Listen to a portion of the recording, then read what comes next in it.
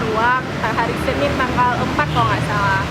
Terus hari sorenya kan dikirim barangnya, tapi sampai sekarang belum sampai. Biasanya yang udah saya pernah kirim-kirim gitu cepat sampai ya, diantar sampai rumah, tapi nggak diantar. Ingatnya tanggal 8 kemarin udah sampai, tanggal 8 hari Jumat, tapi sampai sekarang nggak sampai di rumah. Biasanya sampai di rumah gitu.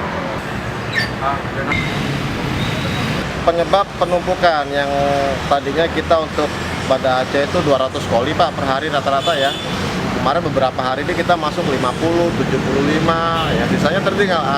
Pada hari Sabtu dan Minggu kemarin itulah barang pada masuk semua gitu.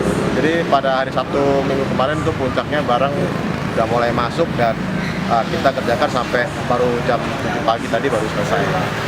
Masih ada satu box lagi belum diproses karena memang space untuk ruangannya memang tidak menampung untuk sementara karena udah beberapa hari yang rescheduling flight tadi sehingga menimbulkan penumpukan kedatangan seperti itu. Baik, kami atas nama manajemen JNE Banda Aceh mohon maaf atas ketidaknyamanan ini ya, tetapi kita berupaya untuk tetap memaksimalkan delivery, kontribusi, dan saya berharap pelanggan dapat bersabar. Kita upayakan untuk delivery secepatnya.